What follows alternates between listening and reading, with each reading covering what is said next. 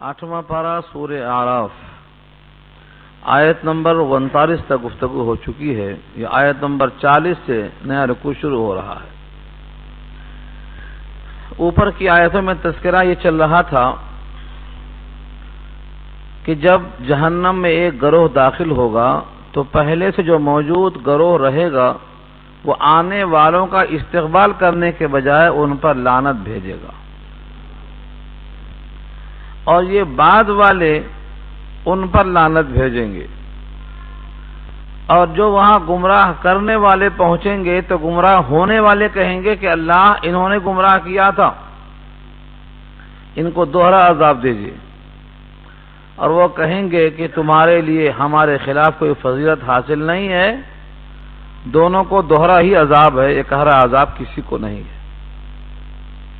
ये सब जुल्मन नहीं है बल्कि उनके आमाल बद की बिना पर यह ऐसा नतीजा सामने आया है। उनके लिए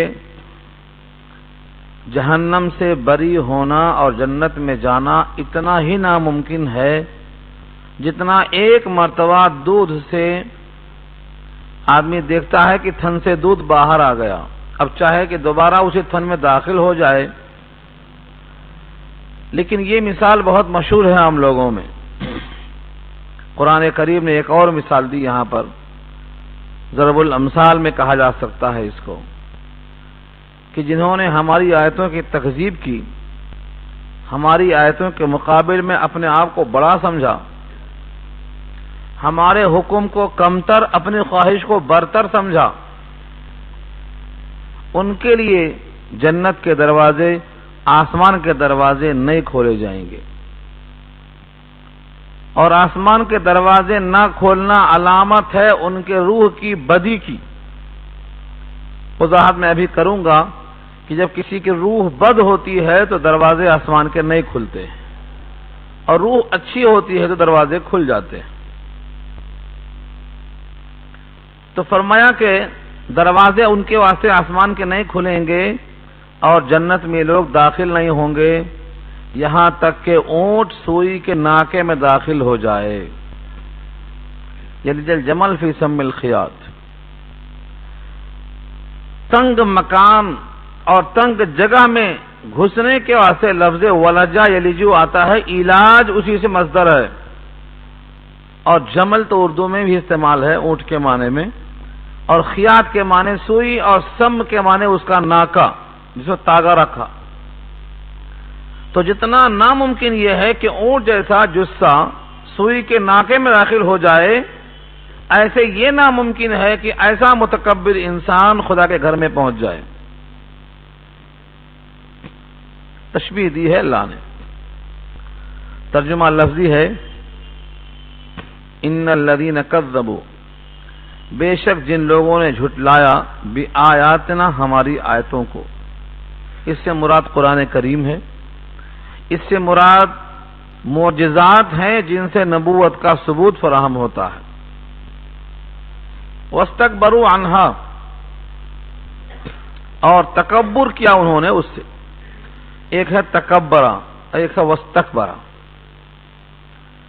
तकब्बुर के माने बड़ा बनना, और वस्तकबरा के माने जब अलिफ सीन ते आ जाए तो उस बड़ेपन को चाहना। उन आयतों के मुकाबले में, अहकामात इलाही के मुकाबले में अपने आप को बड़ा समझते थे और बड़ा बनना चाहते थे। ला तुफत्तहू, नहीं खोला जाएगा उनके लिए। अबवाब, बाब की जमा है दरवाजे, अस्समा आसमान, आसमान के दरवाजे नहीं खोले जाएंगे। आसमान अव्वल से लेकर सातों आसमान में, हर आसमान में दरवाजे हैं ऊपर से नीचे जाने वालों के लिए। वो दरवाजे खुलते हैं। जिब्रील का तो वहां से आना जाना जारी था। हर रोज फरिश्ते आते हैं। रात के फरिश्ते जब आते हैं तो सुबह के जाते हैं, और जब सुबह के आते हैं तो रात के जाते हैं। फजर में मुलाकात होती है। इस वास्ते कहा गया है कानल फजर मशहूदा, फजर के वक्त में फरिश्ते मौजूद होते हैं دونوں فرشتے، جانے والے بھی اور آنے والے بھی، اس لیے فجر کی بڑی اہمیت ہے۔ اور دوسرا وقت ہے شام کے وقت میں، شام والے جب آتے ہیں اور دن بھر کام کر کے گزارتے ہیں تو ملاقات ہوتی ہے، تو فرشتوں کا آنا اور جانا ثابت ہے۔ اور 22واں پارہ میں ایک آیت موجود ہے جس سے ثابت ہوتا ہے کہ آدمی کے اعمال صالحہ بھی اوپر جاتے ہیں اور عمدہ کلام بھی اوپر جاتے ہیں۔ الیہ یصعد الکلم الطیب والعمل الصالح یرفعہ۔ ترجمہ لفظی اس کا یہ ہے، الیہ اسی کی طرف، یصعد چڑھتے ہیں، الکلم الطیب پاکیزہ کلمے، الیہ یصعد الکلم الطیب والعمل الصالح یرفعہ، اور جو عمل صالح ہوتا ہے وہ ان کلمے کو اوپر پہنچاتا ہے، خود سے نہیں چڑھتے۔ کلمہ طیبہ کو اوپر کون لے جاتا ہے؟ یہ عمل صالح۔ معلوم یہ ہوا کلمہ طیبہ پڑھ کے چھوڑ دیا، عمل صالح نہیں کر رہے ہیں تو یہ کلمہ یہیں رہ جاتا، اوپر جاتا نہیں۔ یہ 22واں پارہ کی آیت موجود ہے۔ اس طریقے سے فرشتوں کا آنا جانا اور اعمال صالحہ کا اوپر جانا، اور احادیث میں اگر تشریف لے جائیں آپ تو بہت ذخیرہ ملے گا، بہت سی روایتیں ملیں گی۔ تو اوپر کا جانا، دروازے کا کھلنا یہ عام بات ہے۔ معراج کے واقعے میں تو تفصیل سے آئی ہے، ہر دروازے پر کھٹکا مارا گیا۔ جبریل نے کہا آپ کے ساتھ کون ہیں؟ سوال کیا جب فرشتے نے تو فرمایا میرے ساتھ تو اللہ کے رسول ہیں، بلائے گئے ہیں، آپ بلائے گئے ہیں۔ لمبی تفصیل ہے اس کی، آپ سن چکے ہیں۔ 1 سے 2، 2 سے 3 دروازے کھلتے چلے گئے، 7واں آسمان تک پہنچ گئے۔ وہ روایتیں پڑھ لیجیے آپ۔ یہاں ایک اور اشارہ ہے کہ سوئی کے ناکے میں جانا اونٹ کا جتنا محال اور ناممکن ہے، ایسے ہی ایسے متکبر انسان کے لیے دروازے آسمان کے کھل جائیں اور جنت کے اندر پہنچ جائے، یہ بھی ناممکن ہے۔ بعض روایتوں سے معلوم ہوتا ہے جنت اوپر ہے اور جہنم نیچے ہے۔ 7 آسمان سے اوپر نہریں ہیں جو معراج کے موقع پر حضور نے دیکھا، وہ 4 نہروں میں سے 2 نہریں تو جنت کی تھیں، ظاہر یہ ہے کہ وہ اوپر ہیں، اور 2 نہریں دنیا کی دیکھی گئیں۔ تو 7 آسمانوں میں دروازوں کا ہونا کئی روایتوں سے ثابت ہے۔ یہاں پر کون سا وقت ہے کہ دروازہ ان کے واسطے نہیں کھلے گا؟ کیا سب کی معراج ہوتی ہے؟ کون سا وقت آخر ہے؟ سورہ تطفیف میں اللہ نے کہا ہے کہ نیکوں کے نیک اعمال درج کیے جاتے ہیں علیین میں، اور بروں کے اعمال درج کیے جاتے ہیں سجین میں۔ یہ دونوں آیتیں موجود ہیں تطفیف کے اندر۔ کلا ان کتاب الفجار لفی سجین۔ سجین کیا ہے؟ وما ادراک ما سجین، کتاب مرقوم، ایک مقام ہے لکھا ہوا۔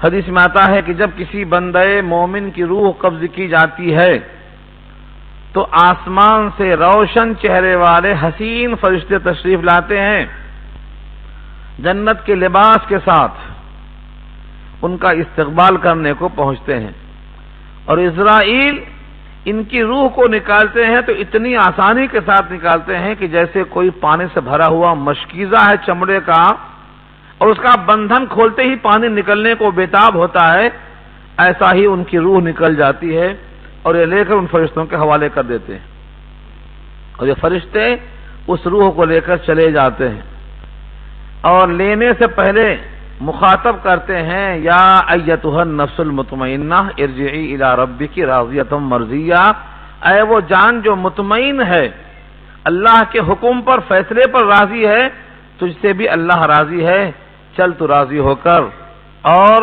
پسندیدہ بن کر، لے کے چلے جاتے ہیں۔ 7 آسمان میں ہر آسمان پہ کھٹکا مارتے ہیں، دروازہ کھلتا ہے اور یہ روح پہنچ جاتی ہے 7 آسمان کے اوپر جہاں پر مقام ہے علیین کا، وہاں ان کے نام اعمال درج کیے جاتے ہیں۔ مفتی شفیع صاحب علیہ الرحمہ لکھتے ہیں معرفت القرآن میں اسی آیت کے ذیل میں کہ نام اعمال کو درج کرنے کے بعد اس کی روح کو وہاں سے واپس کر دیا جاتا ہے، پھر جسم میں آتی ہے۔ یہ محل نظر ہے، اس پر ہم کلام کریں گے انشاءاللہ۔ کیا وہی روح من وہاں واپس آتی ہے، یا پھر جس طرح سابق میں کہا گیا تھا کہ آئینے میں سورج کا عکس آ جاتا ہے، جتنا تیزی کے ساتھ آپ کی آنکھ چمکتی ہے سورج کو دیکھنے سے، اتنا ہی آپ کی آنکھیں چکاچوند اور خیرہ ہو جاتی ہیں آئینے کو دیکھنے سے، جبکہ آئینے میں سورج نہیں آیا ہے۔ یہ قول ہے قبلہ نما میں کہ مومن کی روح تو وہاں جمع ہو جاتی ہے، لیکن تعلق اس جسم سے ایسا باقی ہو جاتا ہے، اور اسی تعلق کی بنیاد پر فرشتے اس کا سوال جواب کرنے کو اٹھاتے اور بٹھاتے ہیں۔ لیکن ابن ابی حاتم کی روایت نے نقل کیا ہے کہ نہیں، روح واپس کر دی جاتی ہے، اور قبر میں اس روح کے ذریعے سے جسم کو اٹھایا جاتا ہے، اور دو فرشتے سوال کرتے ہیں، وہی تین سوال: من ربک، تمہارا رب کون ہے؟ وما دینک، تمہارا دین کیا ہے؟ وما تقول لهذا الرجل الذي بعث فيكم، جو تمہارے درمیان بھیجے گئے تھے اللہ کے بندے، ان کے بارے میں تمہارا خیال کیا ہے؟ مومن ہے تو خوش ہو کر بولتا ہے ربی اللہ، میرا رب تو اللہ ہے، اور میرا دین تو اسلام ہے، دین الاسلام۔ یہاں نہیں سیکھا ہے عربی تبھی جواب آ جائے گا، لیکن غیرت کا تقاضا یہ ہے کہ جب عربی میں بولنا ہی پڑے گا تو آج ہی سیکھ لیں۔ جنت کی زبان بھی عربی ہی ہے تو اس کو آج ہی سیکھ لیں۔ وہاں پر دائمی حیات میں عربی بولنا پڑے گا، یہاں کبھی تو بولنا چاہیے شوق میں۔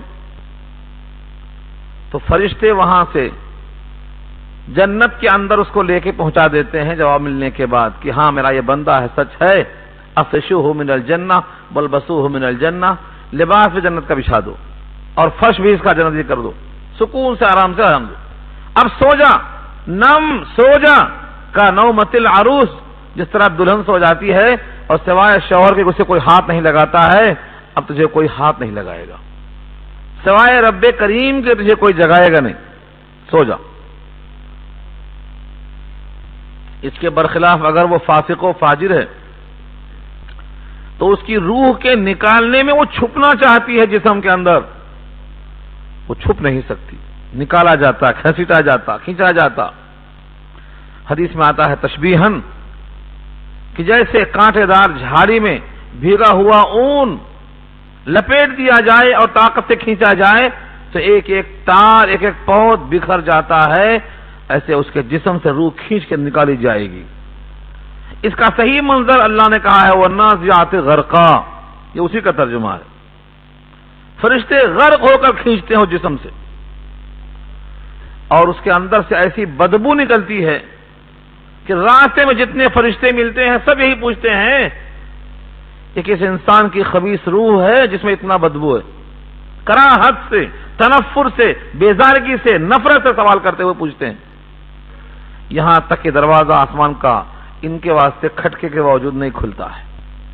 جب نہیں کھلتا ہے تو یہ بیزار ہو کے وہیں سے چھوڑ دیتے ہیں، نیچے گرتی ہے آ کے، ساتوں زمین سے نیچے مقام سجین ہے وہاں آ کے پڑ جاتی ہے، اس کے نام اعمال وہاں درج ہوتے ہیں، اور اس روایت کے مطابق وہاں سے روح واپس کی جاتی ہے۔ فرشتے سوال جواب کرتے ہیں، یہ ہر سوال کے جواب میں کہتا ہے من ربک میں کہتا ہے ہاں لا ادری، ما دینک ہاں لا ادری، ما تقول لهذا الرجل ہاں لا ادری، کوئی جواب صحیح نہیں دیتا۔ اس کے بعد اس کو ایسا مارا جاتا ہے، حدیث کے الفاظ ہیں ضربا بضرب شدید، شدید مار پڑتی ہے لوہے کے ہتھوڑوں سے، وَلَهُمْ مَقَامِعُ مِنْ حَدِيدٍ، سورہ حج کے الفاظ ہیں وَلَهُمْ مَقَامِعُ مِنْ حَدِيدٍ، لوہے کے ہتھوڑے ہوتے ہیں اس کے واسطے، چیختا ہے، چلاتا ہے، اس کی دلدوز آواز اگر لوگوں کو پہنچ جائے تو دفن کرنا بند کر دیں گے لوگ، اس کی آواز سوائے جنوں انس کے سب سنتے ہیں۔ اس واسطے حکم ہے کہ چوپائے وہاں قریب نہ باندھے جائیں، چوپائے وہاں نہ رکھے جائیں، ان کے بدگنے کے منظر کا تذکرہ حدیثوں میں آتا ہے۔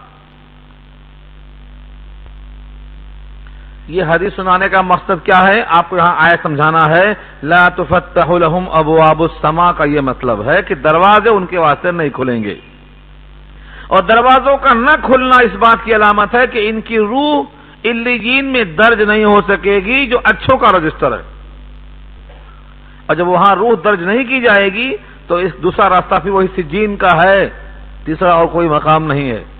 لہذا جو متکبر ہیں، اللہ کی آیتوں کے مقابل میں خود کو بڑا سمجھتے ہیں، وہ سن لے کان کھول کے کہ ان کے واسطے دروازے آسمان کے نہیں کھولے جائیں گے، اور نہ وہ داخل ہوں گے جنت کے اندر۔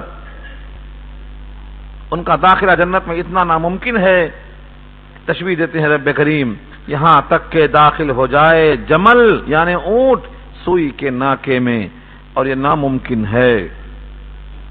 وَكَذَلِكَ نَجْزِي الْمُجْرِمِينَ، اور ایسے ہی ہم جزا دیتے ہیں مجرموں کو۔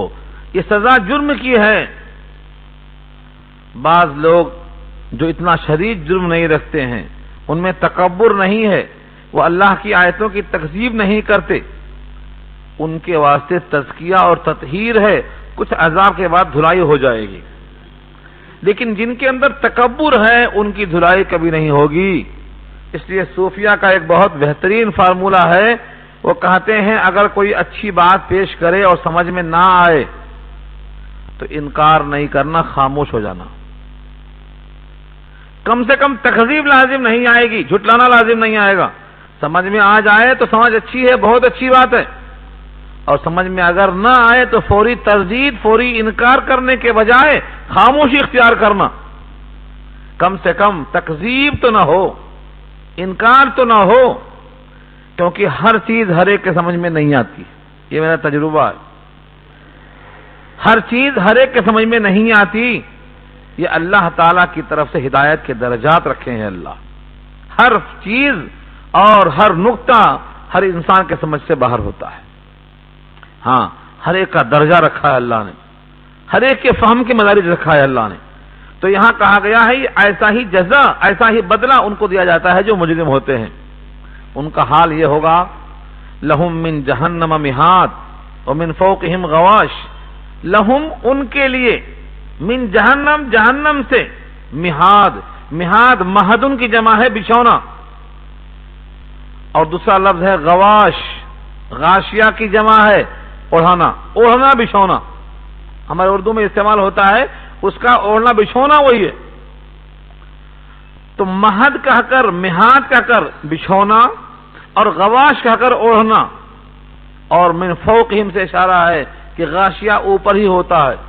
غشی کسے کہتے ہیں؟ جب جنون چھا جائے تو اسے غشی کہتے ہیں۔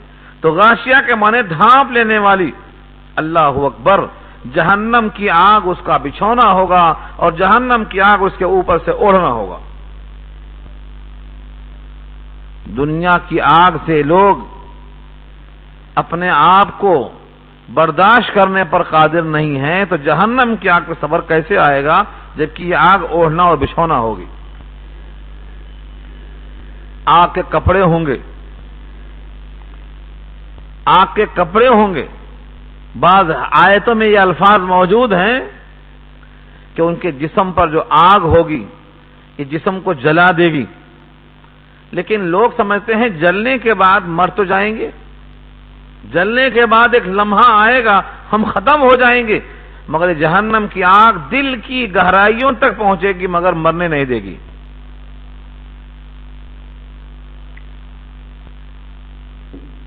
سورہ حمزہ پڑھا آپ نے، نار اللہ الموقدہ التی تطلع علی الافئدہ، یہ جہنم والی آگ نار اللہ، اللہ کی آگ ہے۔ سورہ حمزہ کے تفسیر میں ہم نے بتایا تھا تفصیل کہ آگ کے درجات دنیا میں دیکھ لو، کہتے ہیں یہ آگ کوئلے کی ہے، اور یہ آگ لکڑی کی ہے، اور یہ آگ پتھر کے کوئلے کی ہے، اور یہ آگ گوبر کے کنڈے کی ہے۔ ان آگوں کے اندر جلن میں فرق ہوتا، ان کی شدت حرارت میں فرق آتا۔ اور آج تو جسم کا بخار بھی ناپ لیتے ہیں لوگ، بخار 100 ڈگری ہے کہ 99 ہے۔ جب جسم کی حدت میں فرق آ سکتا ہے تو آگ کی نسبت میں فرق آ سکتا ہے کہ یہ کوئلے کی آگ ہے اور یہ پتھر کے کوئلے کی آگ ہے، تو سوچو یہ اللہ کی آگ ہے، نار اللہ۔ سورہ حمزہ کے الفاظ ہیں یہ، نار اللہ الموقدہ، اللہ کی آگ ہے، کتنی شدید ہوگی۔ دنیا کی آگ بمقابلہ اس آگ کے 70 درجہ دھلی ہوئی ہے، 70 درجہ ہلکی ہے، وہ آگ و شدت کتنی ہوگی؟ اس واسطے اللہ نے کہا ہے فما اصبرهم علی النار، لوگ دنیا پر صبر نہیں کر سک رہے ہیں اور وہاں صبر کیسے کریں گے؟ یہ انجام کس کا ہوگا؟ متکبرین کا اور متکذبین کا۔ اللہ فرماتے ہیں آگے وَكَذَلِكَ نَجْزِي الظَّالِمِينَ، ہم ایسا ہی بدلہ دیتے ہیں ظلم کرنے والوں کو۔ اوپر مجرم کہا، یہاں ظالم کہا۔ مجرم اپنے جرم کی وجہ سے جنت سے محروم ہو گیا، اور یہ ظالم ہے ظلم کی بنا پر، نیچے بھی آگ ہے اوپر بھی آگ ہے، یہ تشبیہ ہے۔ اگر مجرم کہا تو جرم کی نوعیت الگ الگ ہوتی ہے، لیکن جب ظالم کہا تو اس سے معلوم یہ ہوا کہ یہ مشرک تھا، کیونکہ قرآن کریم میں کثرت کے ساتھ ظالم اسی کو کہا گیا ہے جو مشرک ہے۔ ان الشرک لظلم عظیم کہا اللہ نے۔ تو ظلم کے اقسام میں سب سے بڑا ظلم کیا ہے؟ شرک ہے۔ اور جرم تو کئی ایک ہوتے ہیں، ہر اللہ کا حکم توڑنا جرم ہے تو مجرم ہو جائے گا، وہ نماز کو نہیں پڑھے گا تو مجرم ہو جائے گا، زکوٰۃ نہیں دے گا مجرم ہو جائے گا، بد اخلاقی سے پیش آئے گا مجرم ہو جائے گا، گالی دے گا مجرم ہو جائے گا۔ وَامْتَازُوا الْيَوْمَ أَيُّهَا الْمُجْرِمُونَ، اس میں ہر مجرم داخل ہے۔ لیکن ظالم میں وہ انسان ہے جو انسان شرک میں مبتلا ہو جائے، شدت بیان کیا ہے، پہلے مجرم پھر ظالم۔ اس کے بعد ذہن سے سوال دور کیا گیا ہے کہ سب کے لیے نہیں ہے، جو اللہ کے بندے اللہ کو مان لیں اور اللہ کے حکم پر چلنے کی کوشش کر لیں بس کافی ہے ان کے لیے۔ والذین آمنوا وعملوا الصالحات، اور وہ لوگ جو ایمان لے آئے اور عمل صالح کر لیا۔ انسان ڈرا دیتے ہیں، کیا سمجھتے ہیں کہ یہ ایمان اور عمل صالح تو ہمارے بس کی بات نہیں ہے۔ ایسے ایسے واقعات سنائے جاتے ہیں کہ لوگ گھبرا کے بولتے ہیں یہ کیسے ہو سکتا، رات بھر کھڑے ہیں تہجد میں، یہ ہم سے نہیں ہو سکتا، پورا مال دے دیا خیرات میں، یہ ہم سے نہیں ہو سکتا، جہاد میں چلے گئے اور شادی کی پہلی رات تھی وہاں جا کے جان دے دیا، یہ ہم سے نہیں ہو سکتا۔ تو ایسے احوال، حکم یہ ہے کہ مخاطب کے احوال کے مطابق گفتگو کی جائے، نہ اتنا ڈرا دیا جائے کہ وہ سمجھ جائیں کہ یہ اسلام پر عمل کرنا بس کی بات ہی نہیں ہے، اور اتنا خوشکن بھی نہ کیا جائے کہ خالص سبحان اللہ کہہ دیں گے جنت میں درخت مل جائے گا، اب باقی کرنے کی ضرورت کیا ہے، کافی ہے یہی، بس سبحان اللہ لیتے بیٹھ جائیں گے۔ سبحان اللہ بولنا مفید اس وقت ہوگا جب نماز فرض ادا کریں آپ، جب آپ کی زکوٰۃ ادا ہوئی ہو، جب معاملات آپ کے صحیح ہوں، جب اخلاق آپ کے درست ہوں، آپ کا ایمان صحیح اور کامل ہو۔ ایسا نہیں ہے کہ ایک آدمی اپنے اوپر قرض ہے، وہ تقسیم نہیں کر کے صدقہ بانٹ رہا ہے، وہ سمجھتا ہے صدقے کا ثواب بہت زیادہ ہے، قرض ادا ہو جائے گا لوگوں کا۔ یہ فریب ہے۔ کسی بھی عمل کی فضیلت کا مطلب یہ نہیں ہے کہ فرائض چھوڑ کے وہ کام کیا جائے، فرائض علی حال ہی ذمہ ہوتے۔ تو انسان کے لیے دو شرطیں رکھا اللہ نے، ایک تو ایمان، دوسرے عمل صالح۔ ایمان عمل صالح دونوں بندے کے اختیار میں ہے، اللہ نے اس کو دیا ہے قوت۔ ایک فرقہ ہے جبریہ، ایک فرقہ ہے قدریہ۔ جبریہ کہتا ہے ہم مجبور محض ہیں، ہم کچھ بھی نہیں کر سکتے، ہم مجبور محض، ہم کچھ نہیں کر سکتے، جسے اینٹ پڑی ہے، پتھر پڑا ہے، بس ایسے ہم بھی پڑے ہیں، انہیں ہلایا تو ہلتے، ورنہ ہم کچھ نہیں کر سکتے۔ یہ بھی غلط، یہ جبریہ کا عقیدہ بھی غلط ہے۔ کیا آپ کے ہاتھوں سے لقمہ اٹھتا نہیں، منہ تک جاتا نہیں؟ کون ڈالتا منہ میں آپ کے لقمہ؟ یہاں نہیں یاد کرتے ہیں کہ ہم جبریہ ہیں، اللہ آئیں گے اٹھا کر منہ میں لقمہ ڈالیں گے، خود اٹھا کر کھائیں گے۔ تو یہ عقیدہ غلط۔ بندہ اپنے اعمال کا کاسب ہے۔ اس کے برخلاف قدریہ کہتے ہیں بندہ اپنے اعمال کا کاسب بھی ہے اور اپنے اعمال کا خالق بھی ہے، عمل کو پیدا کرتا ہے۔ یہ بھی غلط ہے۔ اللہ فرماتے ہیں واللہ خلقکم وما تعملون، تم کو اللہ نے پیدا کیا ہے اور تم جو اعمال کرتے ہو ان کو بھی اللہ نے پیدا کیا ہے۔ تو اعمال کا خالق تو اللہ ہے، بندہ صرف کاسب ہے۔ یہ ہے سنت والجماعت کا عقیدہ۔ بندہ مجبور محض بھی نہیں ہے اور بندہ اتنا قادر مطلق بھی نہیں ہے کہ اپنے افعال کا خالق بھی ہے اور کاسب بھی ہے. بندہ اپنے اختیار سے اپنے عمل کا اکتساب کرتا ہے، لیکن عمل کی تخلیق اللہ سے ہوتی ہے. خالق کل شیء، ہر چیز اللہ کی طرف ہے. تو یہ فرق رکھا ہے. تو انسان یہ مت سوچے کہ ہم ایمان اور عمل صالح ہم نہیں اختیار کر سکتے، ہماری قوت کمزور ہے، زمانہ اچھا نہیں ہے، برے ماحول ہیں، برائیاں عام ہیں. ایسا نہیں. اللہ تعالیٰ آگے خود فرماتے ہیں لا نکلف نفسا الا وسعها. یہ جملہ سورہ بقرہ میں آ چکا ہے پیچھے، یہاں دوبارہ آیا ہے اور بھی کئی مقام پہ آئے گا. سورہ طلاق میں جملہ پھر آئے گا. اللہ تعالیٰ اس جملے میں یہ واضح کرنا چاہتے ہیں کسی نفس کو ہم مکلف نہیں بناتے مگر اس کی وسعت و قدرت کے بقدر. ایسا نہیں ہے کہ ہم نے کہا دیا یہ پاؤ اٹھاؤ اور آپ سے پاؤ اٹھتا نہیں اور آپ کھڑے ہیں مجبور محض. ایسا نہیں حکم دیا اللہ نے. اللہ نے جو احکامات دیے ہیں وہ بندہ اگر کرنا چاہے خلوص سے، محبت سے، اللہ کی عظمت کو پہچان کر تو سارے احکام انجام دے سکتا ہے. بڑے سے بڑا امتحان آ جائے وہاں پاس ہو سکتا ہے. یہی وجہ ہے کہ ابراہیم کے سامنے بڑا ماحول تھا. ابراہیم علیہ السلام کے سامنے بچپن سے لے کر مشرکانہ ماحول تھا. وہاں کا بادشاہ مخالف، گھر کے افراد مخالف، ماں باپ مخالف، لیکن ان کے دل میں اللہ کی عظمت آئی تو اللہ نے خود کہا ابراہیم وفادار تھے، ہر جگہ کامیاب نکلے. ابراہیم الذی وفا، وفادار. تو دل میں اگر عزم ہے تو فرعون کے گھر میں پلنے والے موسیٰ نبی ہوتے ہیں. فرعون کے گھر میں پلنے والی بیوی آسیہ بنت مزاحم جنت کی حقدار بنتی ہے اور قرآن میں ان کی اس گھر کی تفصیل بتائی گئی ہے کہ وہ جنت میں کہاں ہوں گی. اللہ کے قرب خاص میں گھر بنا ان کا. عزم ہونے کی ضرورت ہے. تو معلوم کیا ہوا؟ ہم اتنے کمزور بندے ہیں لیکن ہمارا مد مقابل شیطان ہم سے بھی کمزور ہے. ان کید الشیطان کان ضعیفا، وہ کمزور ہے.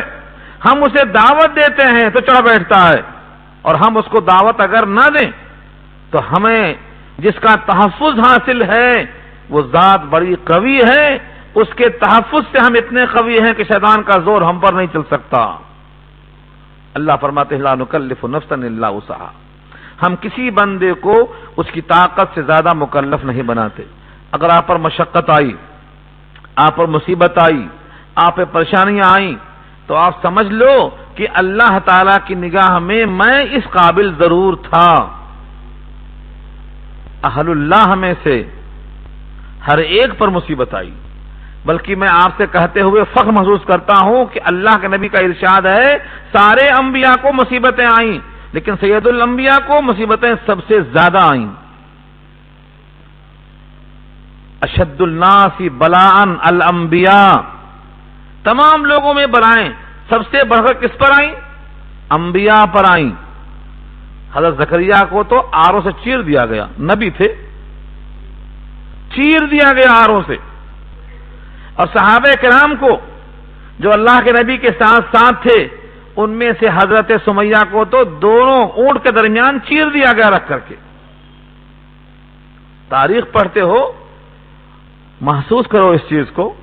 صحابہ کرام میں سے بعض کو تو لوہے کی کنگھیاں کی گئیں بدن میں اور ایسا کھینچی گئیں کہ رگو ریشے کٹ گئے. برداشت کرو شدت کو. جب صحابہ کرام نے آ کے شکوہ کیا کہ اللہ کے نبی ظلم بہت بڑھ گیا ہے، اللہ سے دعا کر دو، آپ نے ٹیکا لگایا تھا، بیت اللہ کا ٹیک چھوڑ دیا اور فرمایا تم گھبرا گئے ابھی سے، ایسا ہوگا ایسا ہوگا ایسا ہوگا. اور سنو، سب سے زیادہ مشقت مجھ کو دی گئی اللہ کے راستے میں. تو مشقتیں آنے کے بعد گھبراؤ مت. جس درخت پہ پھل نہیں ہوتا وہاں پتھر نہیں آتے. پتھروں کا درخت پہ آنا علامت ہے کہ یہاں پھل ہے. اگر درخت پہ پھل نہیں ہے تو پتھر کون پھینکتا وہاں پر؟ تو ایمان والوں پر مصائب، اس زمانے میں پریشانیاں آتی ہیں. یہاں پر دشمن کو نظر آتا ہے کہ یہی وہ قوم ہے جس کے اندر نور ایمان ہے، جو اس زمین پر خدا کی طرف سے خلیفہ بننے کی مجاز گردانی گئی ہے. اس کا علم دائمی حتمی ناقابل تسخیر ہے. اس کی شجاعت اس کی انتہا پہ پہنچی ہے کہ اگر جیے گا تو غازی، مرے گا تو شہید، اس کے پاس لکھا ہوا رکھا ہے۔ افسوس یہ ہے کہ ہم نے ہر لائن پہ محنت کی ہے، لیکن اپنے اور اللہ کے درمیان جو تعلق ہے اس پر محنت نہیں کی ہے۔ ہر بندے کا تعلق بہتوں سے ہے، کسی کو 10 دوست ہیں، کسی کو 5 دوست ہیں، کسی کو سینکڑوں دوست ہیں، لیکن کوئی دل پہ ہاتھ رکھ کے بولے کہ اس کا تعلق اس کے رب کے ساتھ کتنا پختہ ہے، کتنی بار ملاقات ہوتی ہے رازداری کی، اور کتنی راتوں میں سرگوشیاں ہوتی ہیں اللہ کے سامنے۔ کوئی ہے کھڑا ہو کر بولنے والا؟ میرے اللہ سے میں ہم کلام ہوتا ہوں، ہم نیاز ہوتا ہوں، سرگوشیاں کرتا ہوں، مصیبتوں کو پیش کرتا ہوں، آنسو بہاتا ہوں، امت کے غم میں، امت کی مصیبتوں پر فکر مند ہوتا ہوں۔ آج ہر شخص کا حال یہ ہو چکا ہے کہ وہ اللہ سے تعلق کو بھول چکا ہے۔ تعلق ہر ایک سے قائم کرے گا، لیکن اللہ سے تعلق قائم نہیں کرے گا۔ تو یہ اللہ فرماتے ہیں ہم کسی کو اس کی طاقت سے زیادہ بوجھ نہیں ڈالتے۔ اگر کسی پر بوجھ پڑ گیا تو یہ سمجھ لے کہ اللہ نے اس کو مکلف بنایا ہے۔ یہاں ایک بات اور واضح کر دوں، اگرچہ یہاں آیت میں موجود نہیں ہے۔ کچھ لوگوں کا خیال یہ ہے کہ گناہ کی وجہ سے مصیبتیں آتی ہیں، گناہ کو دور کرنے کے واسطے مصیبتیں آتی ہیں۔ پھر سوال یہ ہوتا ہے کہ انبیاء کرام تو معصوم ہوتے ہیں، وہاں مصیبتیں کیوں آتی ہیں؟ اور اگر انبیاء کرام پر باوجود معصوم ہونے کے مصیبتیں آ سکتی ہیں تو نائبین رسول پر اور علماء کرام پر اور امت کے بزرگوں پر مصیبتیں آئیں گی تو کیوں گناہ کے باعث آئیں گی؟ ہو سکتا ہے 2 رخ ہوں اس کے، ایک تو گناہ کی دھلائی کے لیے اور ایک رفع درجات کے لیے۔ اگر بندہ پہلے سے نیک ہے، صالح ہے، روزانہ اللہ سے دعا کرتا ہے، اپنے گناہوں پر نادم ہوتا ہے، استغفار کی کثرت کرتا ہے، پھر بھی مصیبت آ رہی ہے تو شاید یہ انبیاء کے راستے پر ہونے سے رفع درجات کے لیے آتی ہو۔ گناہوں سے لطف ہے تو ہو سکتا ہے دھلائی کی خاطر آتی ہو، کیونکہ اللہ تعالیٰ اپنے نیک بندوں کو دنیا سے ایسا پاک اور صاف کر کے لے جاتے ہیں کہ اس کے نامہ اعمال میں صرف نیکیاں رہتی ہیں، گناہ ختم ہو جاتے ہیں۔ کبھی اسے بیمار کر دیتے ہیں، کبھی اس کے دل پر ایسی چوٹ لگاتے ہیں کہ وہ اللہ کی طرف بلک کر پہنچ جاتا ہے، کبھی ایسے گناہ کر دیتے ہیں جس گناہ پر زندگی بھر روتا ہی رہتا ہے، پشیمان رہتا ہے۔ حضرت عائشہ کے بارے میں آتا ہے کہ جب وہ روتی تھی، بعض واقعات کو سن کر ان کی تاریخ پڑھ لو تو ان کا دوپٹہ آنسوؤں سے بھیگ جاتا تھا، اور غلام کو خیرات کرتی تھی، غلام کو آزاد کرتی تھی۔ جب کبھی سوچتی تھی وہ جنگ جمل کو اور جنگ جمل کے پورے حالات کو تو وہ روتی تھی، آنسوؤں سے دوپٹہ بھیگ جاتا تھا، غلام خیرات کرتی تھی تلافی کرنے کے لیے۔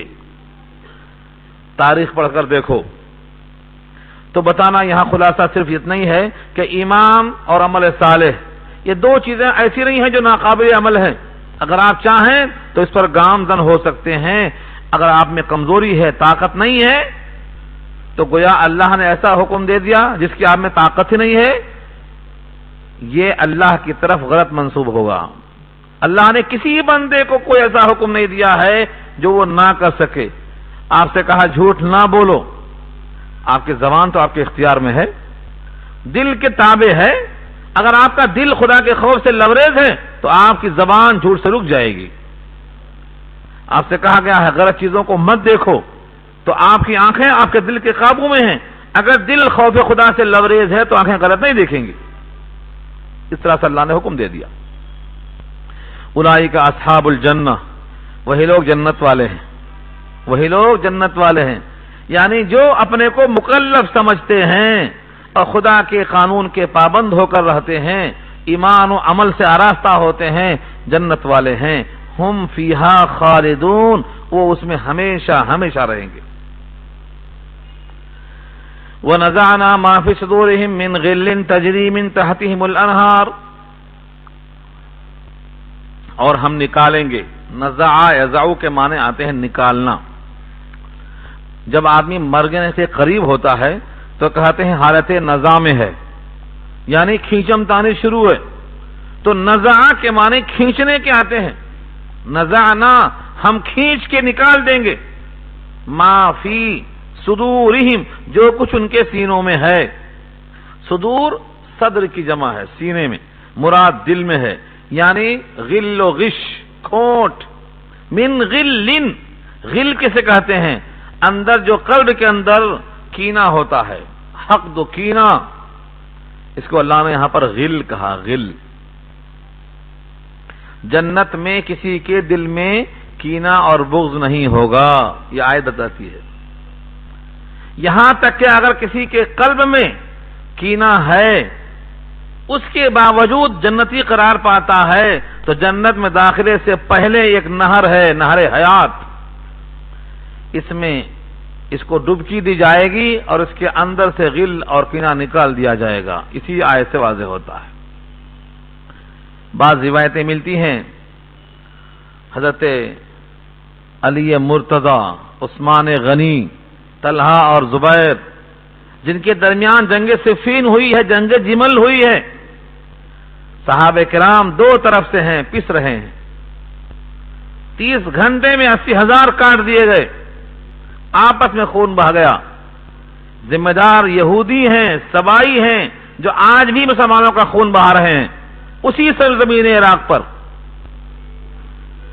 فلسطین ہو یا عراق ہو یا ملک شام ہو، ان جگہوں میں جو خون بہایا گیا ہے ہمارا آپس کا، وہی تاریخ پھر دہراتی ہے. آج بھی ویسا ہی ہو رہا ہے. وہی سبائی، وہی یہودی، وہی عیسائی، وہی منافقین سازشیں کر کے ہمارا خون بہا رہے ہیں، اور ہم ہیں کہ اپنے انا کی خاطر اس کو محسوس نہیں کر پا رہے ہیں. لیکن یہ مرنے کے بعد جو اندر کینہ رہ گیا ہے، یہ کب صاف ہوگا؟ یوں تو حقیقت یہ ہے کہ انسان کے دل میں کینہ نہیں رہنا چاہیے، لیکن بعض جھٹکے، بعض چوٹ اور بعض موقع پہ تکلیف ایسی آ جاتی ہے کہ وہ باقی رہ جاتی ہے. ایک شاعر کہتا ہے، تلوار کا زخم ہے تو بھر جاتا، نیزے کا زخم بھر جاتا، لیکن زبان کا زخم کبھی بھی نہیں بھرتا. جراحات السنان لہل تیام ولا یلتام ما جرح اللسان. نیزے کا زخم بھر سکتا ہے، لیکن جو زخم کسی کے زبان سے لگ جاتا ہے وہ کبھی نہیں بھرتا. یہ کیا ہے؟ وہ غل بن جاتا، وہ کھوٹ بن جاتا، اسی سے اب شروع ہوتا ہے کینہ. لیکن اللہ فرماتے ہیں اگر تو محتاج محض ہو کر بھی اپنے جیسے انسانوں کو معاف نہیں کرے گا تو میں بے نیاز ہو کر تم کو کیسے معاف کروں؟ کیوں معاف کروں؟ تم تو خود محتاج ہے معافی کے. جب انسان کے دل میں کینہ پیدا ہوتا ہے تو اللہ چاہتے ہیں کہ وہ دھل جائے. مثال دے دوں، اس سے پہلے آ چکی ہے. حضرت ابو بکر صدیق رضی اللہ تعالی عنہ قسم کھا لیتے ہیں، جن لوگوں نے آپ کی بیٹی عائشہ پہ الزام لگایا تھا اس میں مستح بھی تھے، ان کا خرچہ حضرت ابو بکر صدیق کے ہاتھوں سے نکلتا تھا. جب سنا انہوں نے کہ میری بیٹی کے خلاف زبان درازی کی ہے، الزام میں شریک ہوا ہے، تو خرچہ پانی بند کر دیا اور قسم کھا لیا کہ میں اب ان پر خرچہ نہیں کروں گا. سورہ نور کی جب آیت نازل ہوئی، حضرت عائشہ کی براعت کی 8 آیتیں نازل ہوئیں، تو اسی رکوع میں آخر میں جا کے اللہ فرماتے ہیں وَلَا يَأْتَلِ أُولُو الْفَضْلِ مِنْكُمْ وَالسَّعَةِ أَنْ يُؤْتُوا أُولِي الْقُرْبَى. جن کو ہم نے مال دے رکھا ہے وہ قسم نہ کھائیں کہ وہ قرابت داروں پر خرچہ نہیں کریں گے. کیا وہ نہیں چاہتے ہیں کہ اللہ انہیں معاف کرے؟ صدیق اکبر نے سنا تو کہا اللہ میں چاہتا ہوں کہ اللہ مجھے معاف کرے. اگر آپ کا معاف کرنا اس پر موقوف ہے تو ابو بکر تیار ہے، اس کے واسطے خرچہ ڈبل کر دیا. آپ نے اپنے مجرم کو معاف کیا، خرچے کو ڈبل کر دیا. کہا دنیا کی خاطر نہیں، مجھے آپ کی رضا چاہیے. یہ علامت ہے ہمارے واسطے، نمونہ ہے ہمارے واسطے. ہم اپنی انا کی خاطر بیٹھے رہتے ہیں، تو خرچے کا ڈبل کرنا. حضرت علی سے جب پوچھا گیا جناب عائشہ کے بارے میں اسی سورہ نور کے واقعے میں کہ آپ کی رائے کیا ہے، تو یہ نہیں کہا کہ میں ان کے بارے میں مشکوک ہوں، یہ کہا کہ جب یوں بات مشہور ہو گئی ہے تو کیا اللہ تعالیٰ آپ پر تنگی کرے گا؟ عورتیں بہت ہیں دنیا میں، والنساء سواہا کثیر. دنیا میں کوئی عورتیں نہیں ہیں کیا؟ بہت عورتیں. مطلب یہ تھا کہ جس پر شک ہو گیا ہے اس کو چھوڑ دو، دوسرا نکاح کر لو. اس مشورے کے وجہ سے جناب عائشہ کو بہت تکلیف ہوئی. ایسے موقع پر براعت کرنے کے بجائے یا اپنے علم میں کمی کے بجائے یہ کہہ دینا کہ عورتیں بہت ہیں، اللہ تنگی نہیں کرے گا، دل میں تکلیف کی بات ہے. اس کی تعویل بہت کی ہے لوگوں نے، آپ کا مطلب یہ تھا، مطلب وہ تھا، لیکن حقیقی بات، سچی بات، صاف ستھری بات یہ ہے کہ جیسا جملہ پہنچا بہت تکلیف ہوئی جناب عائشہ کو. یہاں پر بھی یہی تکلیف مراد ہے. فرماتی ہیں کہ جنت جانے سے پہلے اللہ تعالی ہم تمام صحابہ کرام کے قلب کی اور تمام ایمان والوں کی اگر اس قسم کی کوئی بات رہ گئی ہے تو نہر حیات میں دھلائی کے بعد صاف کر دیں گے. یہ ہے وہ نزانا ما فی صدورہم من غل، ان کے دلوں سے ہم کھوٹ کو نکالیں گے. اور صاف ستھری بات یہ بھی ہے کہ جب یہ آیت نازل ہو رہی تھی، جس وقت یہ آیتیں نازل ہو رہی تھیں، اس زمین پر سوائے صحابہ کے اور تھا کون ایمان والا؟ کون تھا صاحب ایمان؟ سوائے صحابہ کرام کے دوسرا کوئی تھا ہی نہیں. لہذا ان آیتوں کا شان نزول اور مصداق سوائے صحابہ کے دوسرا کوئی ہو ہی نہیں سکتا ہے. البتہ عموم میں سب داخل ہیں، قیامت تک سارے مومنین داخل ہیں کہ ان کے اندر سے اللہ تعالیٰ قلب کو صاف کر کے نکال کے رکھیں گے. اس واسطے کہا گیا ہے کہ مومن کو چاہیے کہ اپنے مومن سے دل کو صاف کر لے، اگر وہ دنیا کی وجہ سے ہے، اور اگر خفگی اللہ کی خاطر ہے تو انشاءاللہ اس خفی پر اجر ملے گا. دنیا کی خاطر ہے تو اجر نہیں ملے گا. چنانچہ 15ویں شعبان کے فضائل میں یہ بھی لکھا ہوا ہے کہ فرشتے کہیں گے کہ جس مومن کے دل میں آج کینہ ہے اس کی مغفرت نہیں ہوگی، لہذا وہ کینہ صاف کر لے.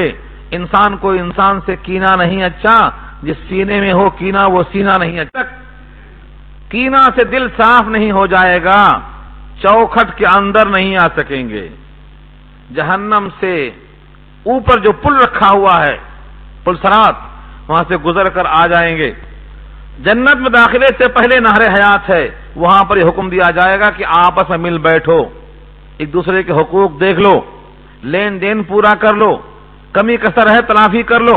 حدیث میں آتا ہے وہاں روپیہ ریال سکہ نہیں چلے گا. وہاں تلافی کیسے ہوگی؟ میں آپ سے خفا ہوں، راضی ہونے کو سے کیا کریں گے؟ یہاں کہیں گے وہ کھیت دے دو، وہ فلاں چیز دے دو، وہ گاڑی دے دو، وہ پیسہ دے دو، مگر وہاں کیا مانگیں گے تلافی کرنے کے واسطے؟ کہا گیا وہاں صرف نامہ اعمال ہوگا، وہی دیں گے، وہی لیں گے. بعض لوگوں کا حال یہ ہے کہ بہت سی نیکیاں لے کے جائیں گے، لیکن لوگ وہاں کہیں گے میرا یہ باقی، میرا وہ باقی، یہاں تک کہ سب نیکیاں ختم ہو جائیں گی اور ابھی لائن لگی ہے تو ان کے گناہ لے لے کے ان کے اوپر ڈال دیں گے. جتنا نیکیاں تھیں اتنا گناہ جمع ہو جائے گا، یہ ٹکڑا لے کر جہنم میں جانا پڑے گا. اللہ کے حبیب فرماتے ہیں میری امت کا مفلس یہ ہے کہ نیکیاں بہت لایا لیکن حقوق کی خلاف ورزی کرتا رہا، انجام کار جہنم میں جانا پڑا. تو اس طریقے سے آدمی اپنے اعمال کے ساتھ ساتھ یہ بھی دیکھے کہ ہم کسی کا اگر باقی رکھتے ہیں تو وہ کھڑا ہو جائے گا، نمازیں لے لے گا، روزہ لے لے گا، زکوٰۃ لے لے گا، حج لے لے گا، عمرہ لے لے گا. اس سے بہتر ہے یہیں دے دو اسے، صفائی ہو جاتی اس کی.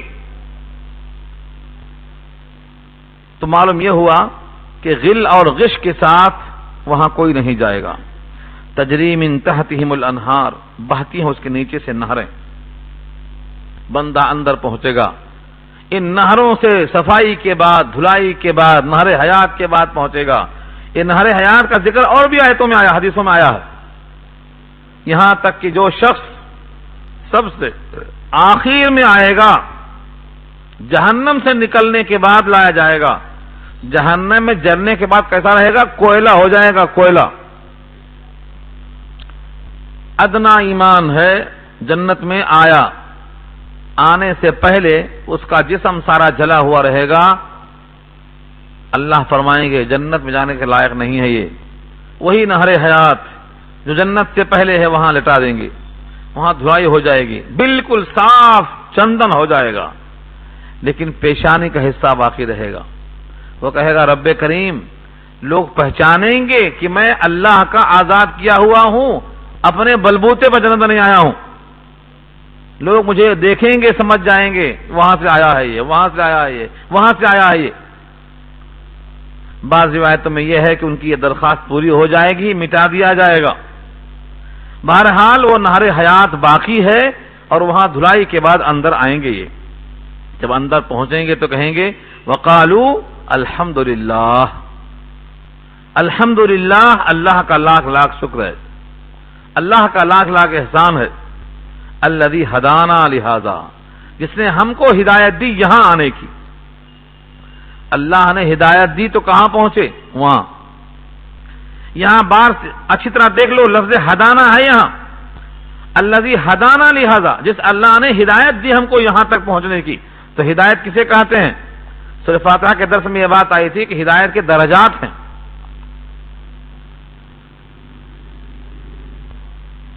ہدایت کے درجات کتنے ہیں؟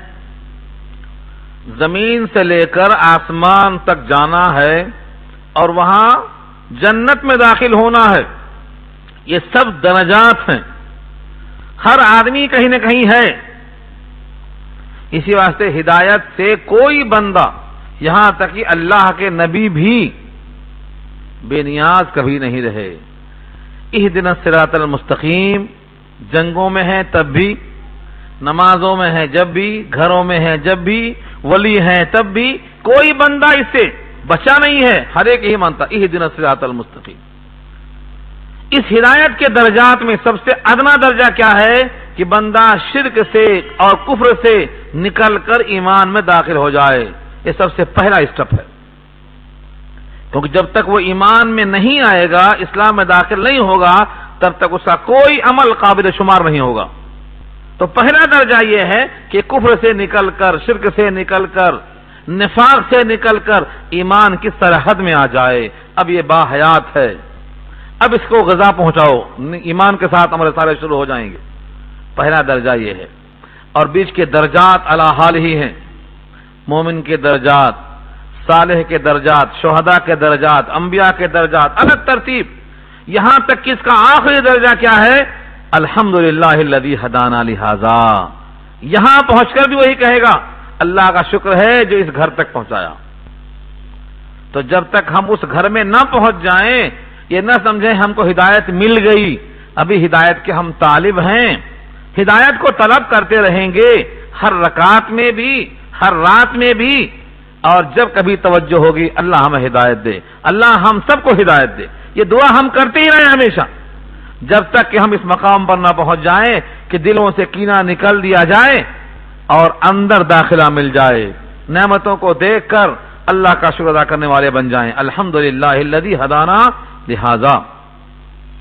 اور آگے جملہ بہت واضح ہے، وما كنا لنهتدي لولا ان هدانا اللہ، حالانکہ ہم نہیں تھے پہنچنے والے اس مقام تک اگر ہم کو اللہ ہدایت نہ دے دیتا۔ یہ قرآن نے نقل کرایا ہے یہاں ہمارے لیے، ان کی گفتگو یہاں نقل کرایا۔ جنت میں جانے والے اللہ کے شاکر بندے یہ جملہ نقل کریں گے، جو جنت میں پہنچ گئے وہ یہ کہہ رہے ہیں حالانکہ ہم نہیں تھے کسی حال میں یہاں تک پہنچنے والے، اگر اللہ نہ ہوتا تو ہم یہاں پر نہ پہنچتے۔ اس ٹکڑے کو آیت کے یہاں سامنے رکھو، اور نبی صلی اللہ علیہ وسلم کے صحابہ جب بھوکے رہ کر غزوہ خندق کھود رہے تھے ان کے جملے پہ غور کرو، لولا اللہ، اگر اللہ نہ ہوتا، مہتدینا، تو ہم ہدایت نہ پاتے، ولا صلینا، نہ ہم نماز پڑھتے، نہ ہم صدقہ دے سکتے۔ نبی صلی اللہ علیہ وسلم کے ساتھ فاقے میں ہیں، خندق کھود رہے ہیں، اور ان کے زبان پر یہ رجم ہے۔ کوئی کہتا ہے اللہم لا عیش الا عیش الاخرہ، اے اللہ کوئی عیش نہیں مگر عیش آخرت کا۔ اللہ کے نبی تسلی دیتے ہیں فاغفر الانصار والمہاجرہ، اللہ مہاجر ہوں یا انصار ہوں ان کی مغفرت فرما دے۔ پھر وہ فرماتے ہیں اگر آپ نہ ہوتے تو ہمیں ہدایت نہ ملتی، ہمارے قلوب صاف نہ ہوتے، ہمارے قلب کی آنکھیں اندھی تھی انہیں کھول دیا آپ نے، آپ کے طفیل میں ہمیں راستہ ملا ہے۔ تو غزوہ خندق میں فاقہ زدہ مسلمان شکر ادا کرتے ہیں، اور آج ہمارا حال یہ ہے کہ اب الحمدللہ ہر نعمت سے فیضیاب ہو رہے ہیں، اس کے بعد شکوہ کس کا ہے؟ صرف معیشت کا شکوہ ہے، اپنے ایمان کی کمزوری کا شکوہ کبھی نہیں کرتا کوئی۔ ہمارا ایمان اتنا کمزور ہے کہ ہم اتنی نعمتیں استعمال کرنے کے بعد بھی ابھی وہی 100 سال کے اندر کی فکر میں ہیں، 100 سال کے بعد کی فکر شروع ہی نہیں ہوئی۔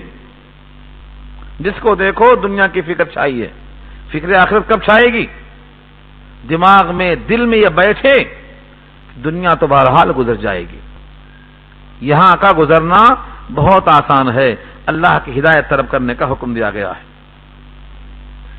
لقد جاءت رسل ربنا بالحق، تحقیقی آئے ہمارے رب کے پاس سے رسول پیغمبر حق لے کر، یہ بھی ان کا اعتراف ہوگا، جنتیوں کا یہ کلام ہوگا کہ تحقیق ہمارے رب کے پاس سے رسول حق لے کر آئے، اسی حق کو ہم نے فالو کر لیا، اس مقام تک ہم پہنچ گئے۔ یہ ان کا شکرانہ، ان کے شاکرانہ جملے نکلتے ہوئے ہوں گے کہ آواز آئے گی، وَنُودُوا، ندا دی جائے گی، آواز لگائی جائے گی، ان یہ کہ تِلْكُمُ الْجَنَّةُ، یہی ہے وہ جنت، اورثتموہا، جس کا تمہیں وارث بنایا گیا، کیوں؟ بما کنتم تعملون، اس وجہ سے کہ تم عمل کیا کرتے تھے۔ یہاں رک کر کے فرقہ ظاہریہ کے لوگ کہہ سکتے ہیں کہ دیکھو جنت کا وارث بنایا گیا ہمارے عمل کی وجہ سے، لہذا عمل ذریعہ بنا جنت کا۔ حقیقت یہ ہے عمل کی توفیق کا ذریعہ کون بنا؟ عمل کی توفیق کا ذریعہ کون بنا؟ کیوں نہیں ایسا ہوا؟ آپ یہاں بیٹھے ہیں، قرآن سن رہے ہیں، دوسرے لوگ یہاں گزر رہے ہیں، گپ شپ کر رہے ہیں بیٹھ کے، انہیں قرآن کی توفیق کیوں نہیں ہوئی؟ کتنے لوگ ہیں جو نماز پڑھ رہے ہیں اور کتنے ہیں جو نماز کی توفیق نہیں مل رہی ہے؟ تو اعمال صالحہ کی توفیق دینا یہ کس کے بس کی بات ہے؟ تو حقیقت میں یہ بات ہے کہ کوئی بندہ اپنے عمل کے بلبوتے پر جنت میں نہیں جائے گا، یہ عمل در حقیقت اللہ کی توفیق ہے۔ توفیق کسے کہتے ہیں؟ توفیق کا نام کیا ہے؟ توفیق کہتے ہیں اسباب خیر کا مہیا کر دینا، موانعات کو دور کر دینا، یہ توفیق ہے۔ اسباب خیر کو مہیا کر دینا، موانعات رکاوٹوں کو دور کر دینا، یہ توفیق ہے۔ اللہ نے آپ کے لیے اسباب خیر مہیا کیا تو آپ یہاں جمع ہو گئے، رکاوٹوں کو دور کر دیا تو آپ حاضر ہو گئے، ورنہ کتنے لوگ ہیں جو قرآن کریم کا علم حاصل کرنے سے آج بھی دور دور ہیں، یہاں تک کہ مر جائیں گے اور دور رہیں گے۔ ان کو قرآن کریم سے قریب کرنے والے اعمال کی توفیق کیوں نہیں ہو رہی ہے؟ تو اعمال در حقیقت یہ بھی سبب ہیں، اور توفیق وہ اللہ کی ہوتی ہے۔ جب اللہ توفیق دیتا ہے تو یہ اعمال آسان ہو جاتے ہیں۔ اس لیے جنت کیسے ملتی ہے؟ اللہ کے فضل سے، نہ کہ عمل سے۔ ہاں عمل بھی اللہ کے فضل سے ہی ملتا ہے،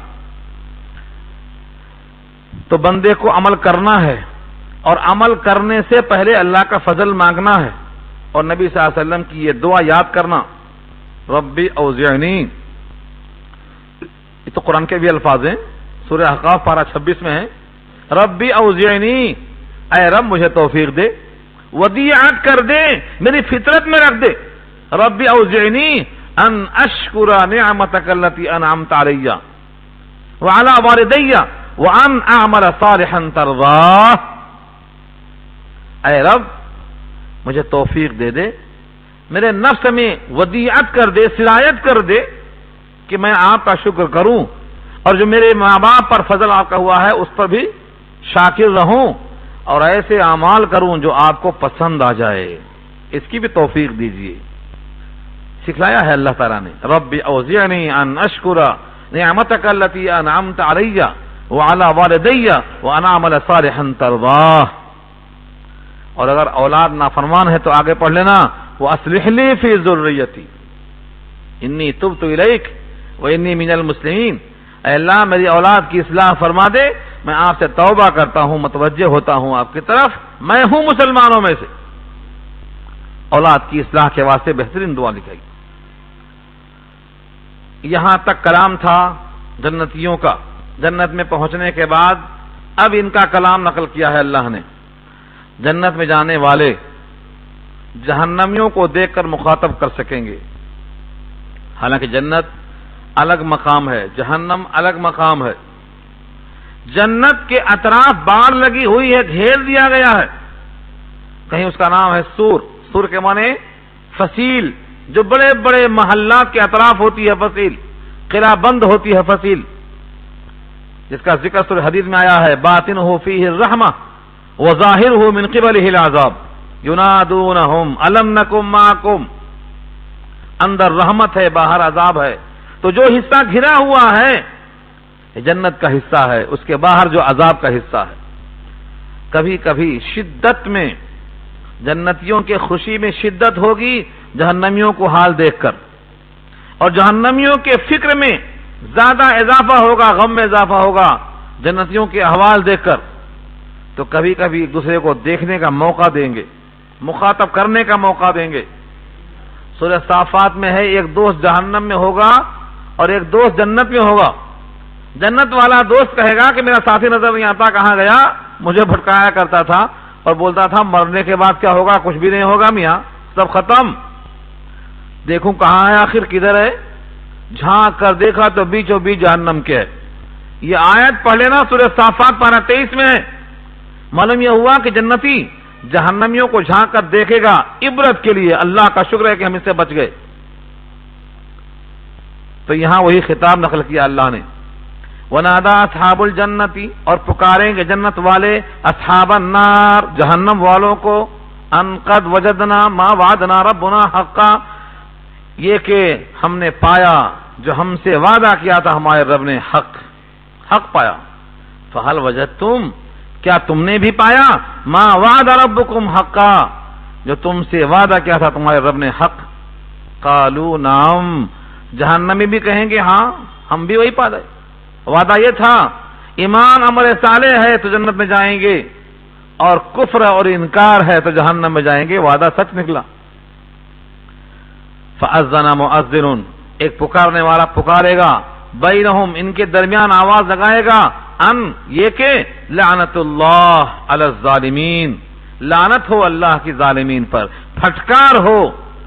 لعنت ہو یعنی رحمت سے دوری ہو، بعد ہو، نظر کرم سے دور کر دیا جائے گا ظالم شخص.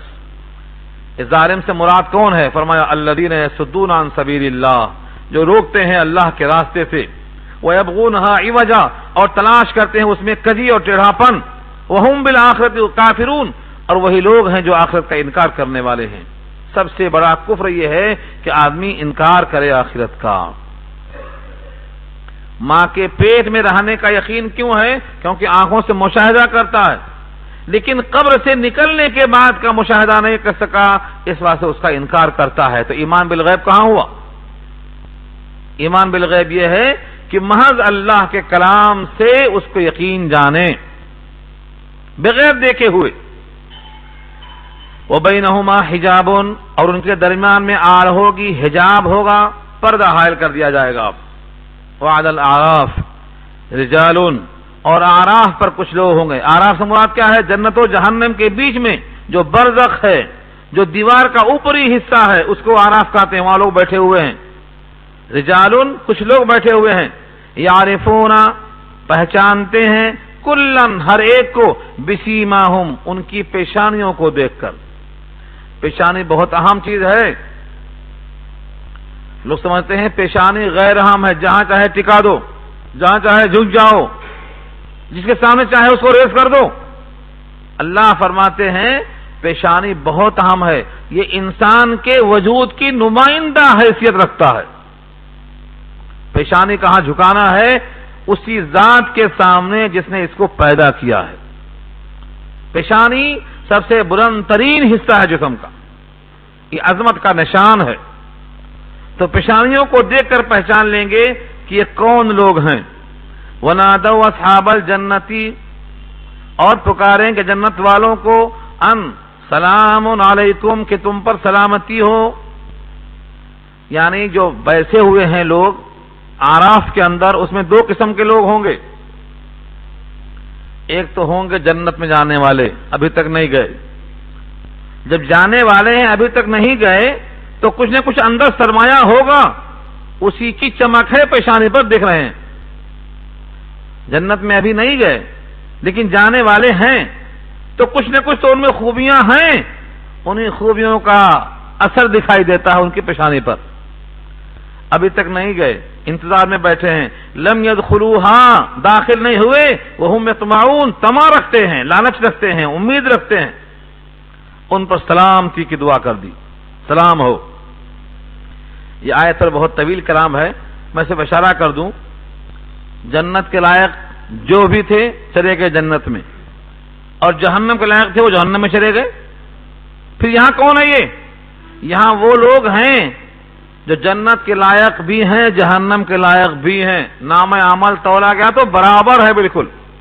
آپ کدھر جائیں, نام عمل بالکل برابر ہے. یہاں بڑی نازک بحثیں ہیں, بڑی اہم بحثیں ہیں, لیکن میں ہمیشہ خیال کرتا ہوں کہ بات اتنی آسان ہو کہ ہر ایک کو اتر جائے. ایک حدیث نقل کی ہے, بعض لوگ اللہ کے راستے میں شہید ہو گئے, جان دے دی اللہ کی خاطر. ان کا شہید ہو جانا جنت کو واجب کر دیتا ہے, لیکن انہوں نے یہ قتال اللہ کے حکم سے تو کیا, لیکن اپنے ماں باپ کی مرضی کے خلاف کیا تھا. ماں باپ راضی نہیں ہیں, نو آبجیکشن نہیں ملا, بیٹھے ہوئے ہیں. اب شہادت تقاضا کرتی ہے جنت میں جائے, اور ماں باپ کی نافرمانی یہ تقاضا کرتی ہے کہ یہاں ٹھہر جائے, کیونکہ شرک کے بعد نمبر 2 ہے نافرمانی کرنا ماں باپ کی. وَوَصَّيْنَا الْإِنسَانَ کا کئی رکوع ہے, پڑھ لیجیے آپ. اللہ نے حکم دیا ہے کہ میرے ساتھ شرک نہ کرو اور ماں باپ کے ساتھ حسن سلوک کرو. ان سے پوچھے بغیر چلے گئے جہاد میں, شہید بھی ہو گئے, شہادت مل بھی گئی, لیکن ماں باپ کے ناراض ہونے کی بنا پر رکے ہوئے ہیں, آراف میں پڑے ہوئے ہیں. یہ بتانے کے لیے ہیں کہ تول ایسی ہوگی, ڈنڈی وہاں نہیں چلتی, چور راستے وہاں نہیں ہیں, رشوت وہاں نہیں چلے گی, وہاں کوئی اور شکل نہیں ہے گھپلا بازی کرنے کی, صاف صاف ہے. شہادت کے باوجود ماں باپ کا نافرمان ہے, ٹھہر گیا. اسی آیت کے ذیل میں لکھا ہے, مفتی شفیع صاحب علیہ الرحمٰ نے روایت نقل کرتے ہوئے, ابن عباس ہیں, ابن مسعود ہیں, حذیفہ ہیں, ایسے بڑے بڑے صحابہ بیان کرتے ہیں نیکیاں برابر ہیں, ٹھیک گیا, ٹھہر گیا وہاں پر. امید تو ہے جائیں گے, لیکن ابھی داخلہ نہیں ملا. جائیں گے ضرور, امید ہے, یوں تو ہے امید سب کچھ, پر نہ ہو شاید معاف وہ جو کی ہیں ہم نے اے حالی خطائیں خاص خاص. امید ہے, لیکن خطاؤں پر خطرہ بھی رکھنا ہے, یہی امید ہے, یہی ایمان ہے. یہی لوگ ہیں جو یہ انتظار میں بیٹھے ہوئے رہیں گے.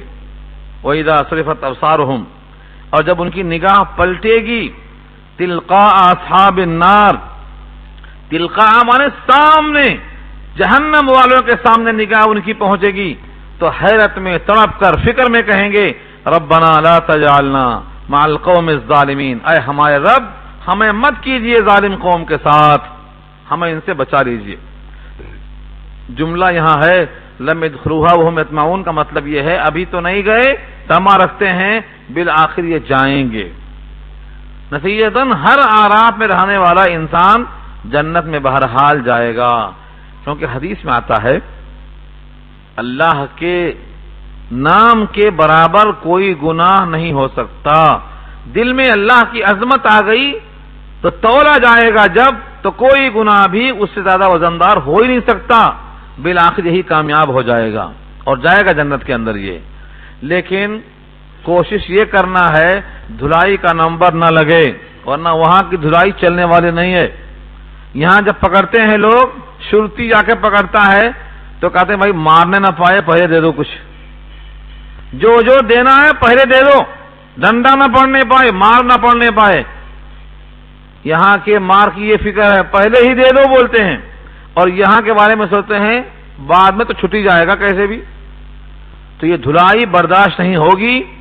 اس واسطے مومن کے لیے کوشش کرنا ہے کہ پہلے مرحلے میں اس کی نجات ہو جائے, روز رات میں توبہ کر کے ہی سونا ہے, اور جن کے حقوق ہیں ان کو ادا کرنے کی فکر کرنا ہے.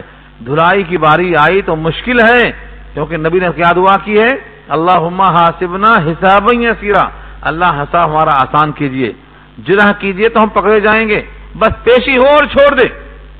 یہ فکر کرنا ہے، یہ کوشش کرنا ہے. یہاں پر رکوع پورا ہوا.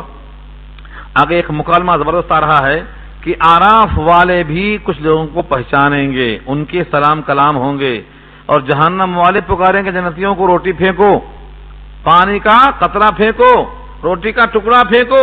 وہ کہیں گے دونوں حرام ہے، نہیں ملنے والا ہے. یہ سب مکالمہ اگلی آیتوں میں آ رہا ہے. انشاءاللہ یہ رکوع آئندہ رکھیں گے. وقت آپ حضرات کا پورا ہو چکا ہے. آپ حضرات دعا کر لیں کہ اللہ تعالیٰ عمل کرنا